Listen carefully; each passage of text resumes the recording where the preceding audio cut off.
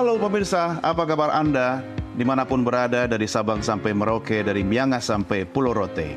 Kami berharap Anda sekeluarga tetap dalam keadaan sehat, sejahtera, dan selalu berbahagia. Jumpa lagi dalam program kesayangan Anda, Downcast, dengan saya, Doni The Kaiser. Dan saya, Don Bosco Selamun. Oke, seperti biasa, Double Down akan mengawal sebuah cerita, sebuah kasus tentu dengan tamu istimewa. Ya. Dan Bang Don, Ya. ini perhatian publik sekarang masih soal hukum. Ya, kita menyoroti ada 3 hakim yang tercokok ya, OTT. Oleh kejaksaan. Oleh kejaksaan. Dan sebetulnya kan kasus ini sudah ada prasangka di publik sebetulnya. Ya, Orang merasa apa benar ya orang kaya bisa membeli hukum sehingga dia bebas. ya, Dalam kasus Ronald Tanur, pikiran dan perasaan publik itu sebegitu. ya, Lalu kemudian orang menunggu apakah benar, iya, tidak. Begitu dicokok, orang merasa, oh benar. terkonfirmasi. Iya, terkonfirmasi. Dan pada saat yang sama, rupanya KY itu sudah bekerja duluan. Betul. Mereka sudah bekerja duluan, lalu kemudian sudah mengambil kesimpulan dan bahkan sudah memutuskan ada hakim yang dipecat. Iya. Dipecat. Karena itulah Bang, Ya. kita hadirkan langsung dari sumbernya, Iya. dari Komisi Yudisial. Beliau ini narasumber istimewa kita adalah Wakil Ketua Komisi Yudisial sekaligus sebagai Sebelumnya jurubicara. ketua. Sebelumnya adalah Ketua Komisi Yudisial. Ketua bidang. Sudah terdengar suaranya. Terima kasih Profesor Dr. Mukti Fajar Nur Dewata SH M.Hum. Prof. Mukti, terima kasih sudah bergabung bersama Downcast. Terima kasih, Bro. Terima kasih juga Iya. undangannya. Saya tahu Prof ini makin kesini makin berkerut jidatnya, Bro. Makin banyak. Langsung kita punya pertanyaan. Kemarin 3 hakim ditangkap Iya. kena OTT Oke. kejaksaan. Lalu saya baca sebelumnya ternyata Komisi Yudisial sudah melakukan pemeriksaan, melakukan investigasi, melakukan penelitian, lalu kemudian kesimpulannya adalah 3 hakim ini dipecat. Ya. Sebetulnya apakah temuan yang diperoleh oleh KY itu inline dengan temuan yang diperoleh kejaksaan? Ya. Ya. Jadi gini, Don. Ya. Silakan. Double down. Double down.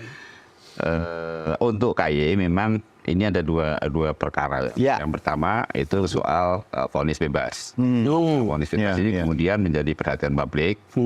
Kemudian Komisi Yudisial mengambil inisiatif untuk melakukan pemantauan, pengawasan dan sebagainya. Sampai pada proses pemeriksaan. Ya. Karena memang ada indikasi sesuatu yang kurang wajar. Dan akhirnya ketemulah beberapa hal yang berkaitan dengan pelanggaran etik. Kenapa pelanggaran etik? Karena Komisi Yudisial memang bergerak di wilayah etik. Etik, Jadi ya. pedoman kami adalah kode etik pedoman perilaku hakim. Jadi hakim melanggar nggak kode etik. Dan di situ kita menemukan beberapa hal yang kemudian kita kategorikan cukup berat. Temuan itu Temuan persisnya apa poinnya? Misalnya apa yang dibaca oleh hakim berbeda dengan apa yang ditulis dalam putusan. Oh, maksudnya yang dibaca pada saat persidangan? Ya, berbeda dengan yang ada di Signifikansinya perbedaan itu apa, Prof? signifikasinya. Orang harus pegang yang ditulis, kan? Iya. Ya pasti kan kemudian menjadi membingungkan kan. Iya. Yang disampaikan dengan yang ditulis. Semua hakim tahu kan? Ya saya pikir nggak cuma hakim ya, semua orang dengar. Kita punya recording ya karena itu kan dibuka sidang kan dibuka untuk umum. Iya. Jadi kita Kan nggak mungkin Bang. Tapi yang dibacakan oleh hakim, kalau didengarkan yang dibacakan berbeda dengan yang pada tulis. itu persis pernah kasus MK. Ya. Oke, terus. Salah satunya itu ya. Kemudian ada hal-hal lain yang pengabaian tentang prinsip adil ya, tentang menggunakan bukti dan saksi tadi dalam argumentasinya itu tidak digunakan dan sebagainya. Jadi ini ketika kita kompilasi ya ini kategori berat. Sehingga kemudian Komisi Yudisial mengajukan sanksi, rekomendasi sanksi berat dengan minta kepada Mahkamah Agung bersama Komisi Yudisial menyelenggarakan yang namanya sidang MKH. Sidang MKH, Majelis Kehormatan Hakim. Sidang MKH ini biasanya memang untuk sanksi berat yang hukumannya adalah pemberhentian. Nah itu di awal. Nah, jadi kita sedang proses menunggu jadwal Oke. Oh gitu. Ya, karena memang hari-hari cukup banyak yang kita FK kan.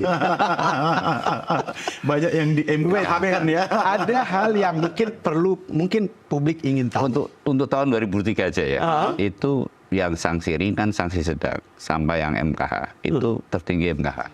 17. MKH. Berapa? 17. Baik dari usulan KY maupun dari usulan MA.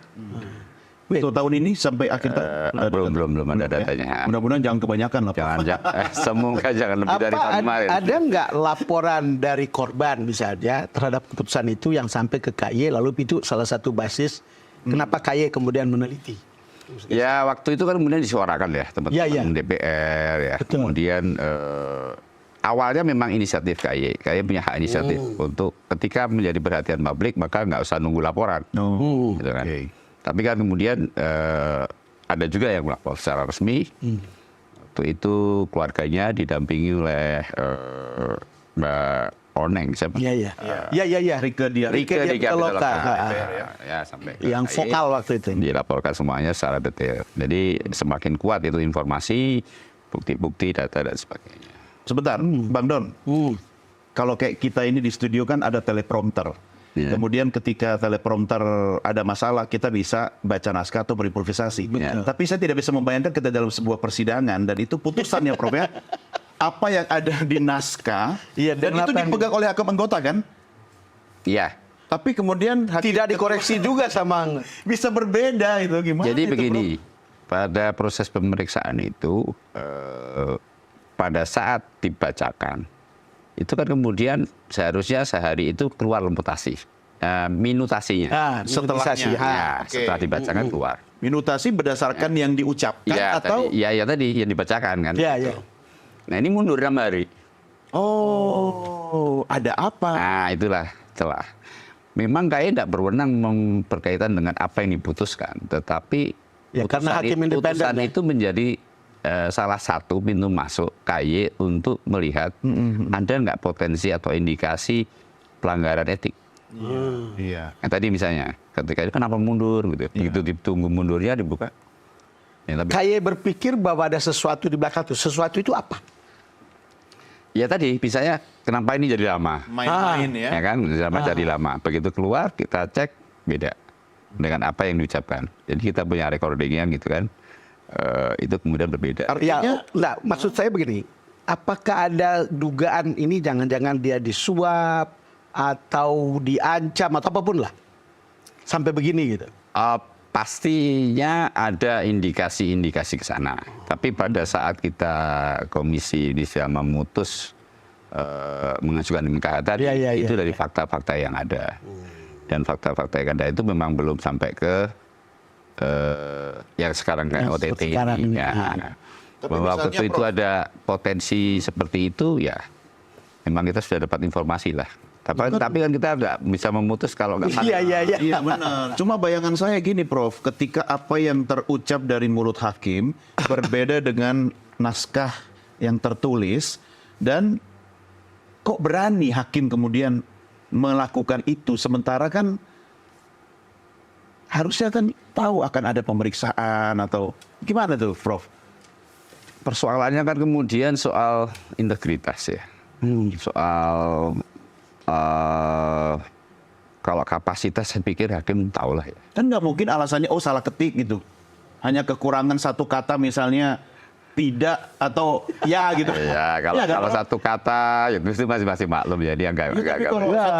Satu kata itu ada di MK yang kemudian menjadikan hukum yang akan datang sama yang berlaku sekarang. Kan itu kan heboh itu. Hanya soal kata akan. Iya benar. Satu kata itu bisa meaningful. Apalagi banyak itu. Cukup banyak lah. Nasib orang. Ya, menyangkut nasib orang. Artinya ketika kemudian ada selisih yang harusnya 1 hari, kemudian mundur jadi 6 hari, nah disinilah ada kecurigaan tadi, Prof ya. Kalau mau standar, kenapa hakim berbeda? Berarti dia nggak profesional dong. Dan profesional itu bagian daripada etik. Mungkin lebih. Iya. Prasangka baik dong, Prof. Kita selalu prasangka baik. Sekarang karena amanah konstitusi kita kan Komisi Yudisial itu selain seleksi hakim agung ya, itu kan menjaga martabat marwah perilaku hakim. Prof. Di mana-mana saya katakan nih, Iya, iya. KAY bukan Komisi Pemberantas Hakim. Iya. Melindungi marwahnya itu. Termasuk perlindungan. Nah, tadi mekanismenya tadi saya sampaikan. Meski Ka- kan banyak MKH ya. Bisa beri sanksi tapi juga bisa melindungi. Ya, Wait, kita- ya, oke. soal pemecatan tadi, itu mungkin ada gradasi soal sanksi ya. Persisnya hukuman terhadap mereka ini apa? Apakah dia tetap jadi PNS tapi tidak jadi hakim atau dia cabut palunya saja? ya seperti yang sudah-sudah ketika diputus diberhentikan. Itu yang tertinggi kan dengan diberhentikan dengan hak pensiun dan tidak dengan hak pensiun, kemudian dengan hak pensiun. Nah, ini tidak serta-merta status PNS-nya hilang. Ya. Jadi dia nggak boleh jadi hakim. Iya. Itu aja. PNS-nya dia mau pindah ke kementerian mana, dia mau monggo. Iya, Tapi dia nggak boleh lagi jadi hakim. Meski dalam ranah hukum, misalnya di Kementerian Hukum atau bidang-bidang yang terkait dengan Ya, nggak apa-apa. Jadi dia Tapi jadi selama pegawai nggak negeri boleh sipil jadi tapi hakim. tidak Iya. menjadi hakim.